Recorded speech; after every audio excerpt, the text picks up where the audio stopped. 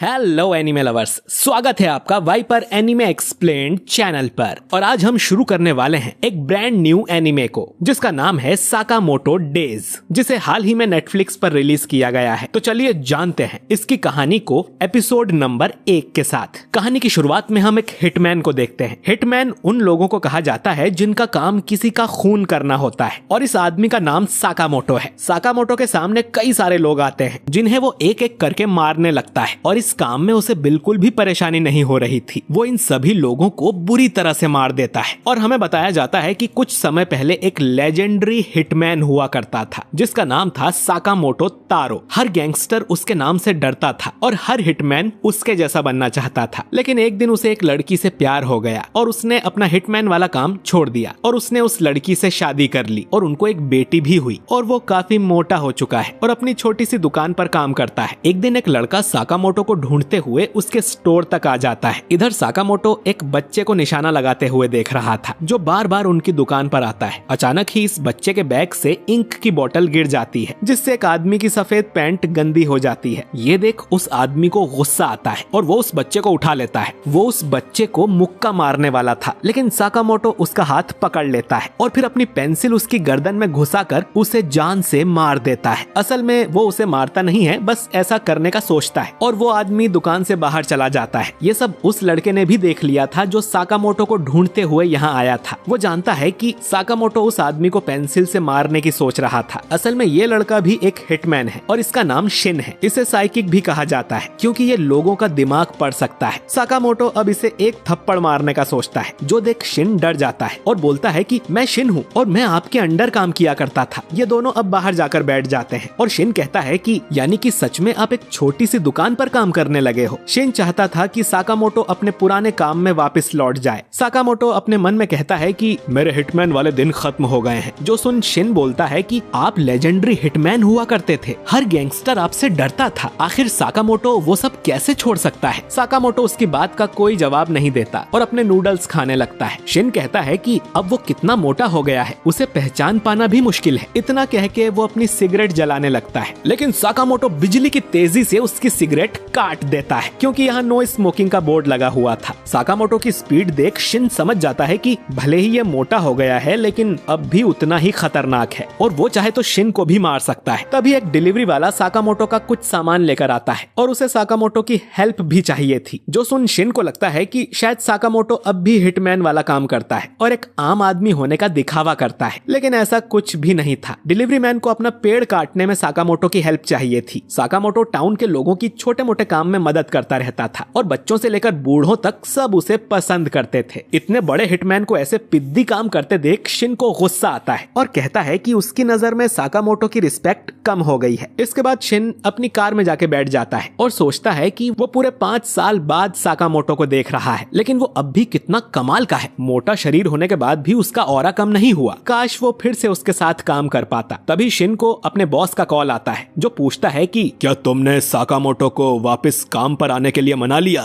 Shin कहता है कि नहीं, जिस पर उसका बॉस कहता है कि तो फिर उसे मार दो। अगर कोई हमारी गैंग छोड़कर जाता है तो हम उसका सफाया कर देते हैं, यही हमारी दुनिया का नियम है। और अगर ये काम शिन नहीं कर सकता तो वो किसी और को भेज देगा। शिन को असल में साकामोटो को मारने ही भेजा गया था, लेकिन वो उसका बहुत बड़ा फैन है और ऐसा नहीं करना चाहता। लेकिन काफी सोचने पर शिन समझ जाता है कि उसके पास और कोई ऑप्शन नहीं है। अगर उसने साकामोटो को नहीं मारा तो कोई और मार देगा, तो अगर साकामोटो को मारना ही है तो ये उसी के हाथों होना चाहिए। अगली सुबह शिन वापस साकामोटो की दुकान पर पहुंच जाता है जहां उसकी वाइफ कहती है कि तुम तो कल भी आए थे ना, पर शिन उसका कोई रिप्लाई नहीं देता और अपनी गन में साइलेंसर लगा के स्टोर के अंदर चला जाता है। शिन साकामोटो से कहता है कि वो आज टाउन छोड़कर जा रहा है, तो वो जाने से पहले साकामोटो को गुड बाय बोलने आया था। इसके बाद वो साकामोटो पर गोली चला देता है, लेकिन साकामोटो अपनी मुंह की कैंडी को बाहर थूक देता है जो उस गोली से टकराकर उसकी दिशा बदल देती है। इसके बाद वो शिन पर एक आइसक्रीम फेंक कर मारता है और उसके सामने से गायब हो जाता है और शिन उसका माइंड भी रीड नहीं कर पा रहा था। अब शिन का थोड़ा ध्यान बटाकर साकामोटो उसके पीछे से आता है और उसके मुंह पर एक जोरदार लात मार देता है जिससे शिन दूर जाकर गिरता है और कहता है कि पता नहीं वो क्या सोचकर साकामोटो से लड़ने आया था। इसके बाद शिन बेहोश हो जाता है। शिन को जब होश आता है तो वो साकामोटो के घर में था जो उसकी दुकान के ऊपर वाले फ्लोर पर ही है। शिन को साकामोटो की फैमिली के साथ डिनर करने बुलाया जाता है और शिन को समझ नहीं आता कि कि साकामोटो उसे अपने घर क्यों ले आया, कहीं इस खाने में जहर तो नहीं। लेकिन उसके शरीर पर जहर का असर नहीं होता। शिन जब खाना खाता है तो वो उसे काफी टेस्टी लगता है। शायद उसने कई दिनों बाद घर का खाना खाया था और साकामोटो का भी पहली बार यही रिएक्शन था। शिन को आज ये खाना खाकर इतना अच्छा लग रहा था जितना उसे कभी कोई काम करके नहीं लगा। और अब उसे समझ आ जाता है कि इन छोटी छोटी खुशियों के लिए ही साकामोटो ने वो काम छोड़ा था। डिनर के बाद शिन साकामोटो को खाने के लिए शुक्रिया बोलता है और जाने लगता है। साकामोटो उसे एक बोर्ड दिखाता है जिस पर लिखा था थैंक यू, फिर जरूर आना। शिन अपनी गैंग के पास चला जाता है जहाँ उसका बॉस उसे काफी डांट लगाता है कि तुम उसे मार क्यों नहीं पाए।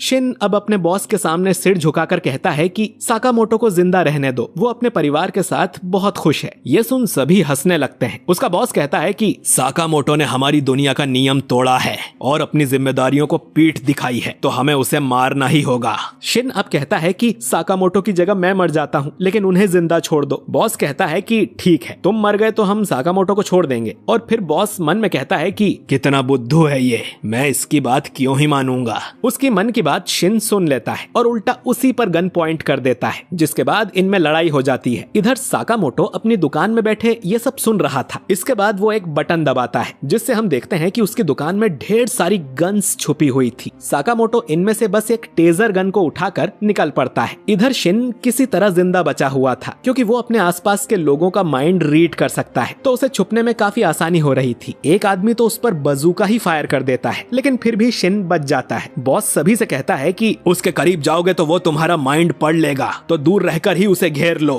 शिन की गोलियां अब खत्म हो गई थी और 3 लोग उसे घेर लेते हैं। वो शिन को मारने ही वाले थे, लेकिन साकामोटो पीछे से आकर उन्हें टेजर से करंट लगा देता है। साकामोटो को यहाँ देख शिन और उसका बॉस दोनों चौंक जाते हैं। वो लोग अब साकामोटो को मारने उसकी तरफ बढ़ते हैं, लेकिन साकामोटो जो अपने साथ सिर्फ 2 चॉपस्टिक्स लाया था, वो उनसे ही लोगों को मारने लगता है। वो इन चॉपस्टिक्स से चलती हुई गोलियों को भी पकड़ रहा था और वो बिजली की रफ्तार से सभी को मारने लगता है। वो मोटा जरूर था, लेकिन उसमें ताकत बहुत ज्यादा थी। बॉस अपने आदमियों को साथ में उस पर गोलियां चलाने को कहता है, लेकिन साकामोटो उन सब से बचते हुए उनकी बंदूकों को काट देता है और गुंडों के साथ साथ वो उनके बॉस को भी खत्म कर देता है। ये सब देख शिन समझ जाता है कि ये अब भी लेजेंडरी हिटमैन है। वो पूछता है कि उसे पता कैसे चला कि शिन यहाँ पर है। साकामोटो अब बताता है कि जब शिन बेहोश था तब साकामोटो ने उसकी गन में एक ट्रैकर लगा दिया था। शिन अब कहता है कि अपने वादे के मुताबिक वो आज ये टाउन छोड़कर चला जाएगा, लेकिन साकामोटो उसे अपनी दुकान की एक यूनिफॉर्म दे देता है और कहता है कि उसे 1 घंटे के 400 रुपए मिलेंगे और ओवर टाइम के पैसे अलग से। यानी साकामोटो शिन को अपनी दुकान में काम करने का ऑफर दे रहा था, जिसके लिए वो मान जाता है। और अगले दिन से ही शिन भी साकामोटो के साथ उसकी दुकान पर बैठने लगता है। वो देखता है कि रामेन के सारे कप को साकामोटो ही खाली कर रहा था। अपनी माइंड रीड करने की पावर से शिन लोगों को उनका सही सामान दे पा रहा था और साकामोटो की वाइफ और बेटी को भी वो बहुत अच्छा लगता है। वो बच्चा उसे बाहर चल के खेलने को भी बोलता है, लेकिन शिन कहता है कि अभी उसकी शिफ्ट खत्म नहीं हुई है और ये काम उसके पिछले काम से तो कहीं ज्यादा अच्छा है। वो बच्चा पूछता है कि पहले तुम क्या काम करते थे, जिस पर साकामोटो अपने मन में बोलता है कि उसे बताया तो तुम्हें मार डालूंगा। जो सुन शिन कहता है कि पहले वो सफाई का काम करता था और ये एपिसोड यहीं पर खत्म हो जाता है। तो दोस्तों, साकामोटो और शिन की लाइफ में अब क्या खतरा आएगा ये तो हमें अगले एपिसोड में ही पता चलेगा। अगर आप चाहते हैं कि मैं अगला एपिसोड भी एक्सप्लेन करूं तो कमेंट बॉक्स में यस जरूर टाइप करें और वीडियो अच्छा लगा हो तो इसे लाइक और शेयर भी करें। और अगर आप हमारे चैनल वाइपर एनीमे एक्सप्लेन्ड पर नए हैं तो चैनल को सब्सक्राइब करके बेल आइकन जरूर दबाइए। मैं मिलता हूं आपसे बहुत ही जल्द अगले वीडियो के साथ। शुक्रिया।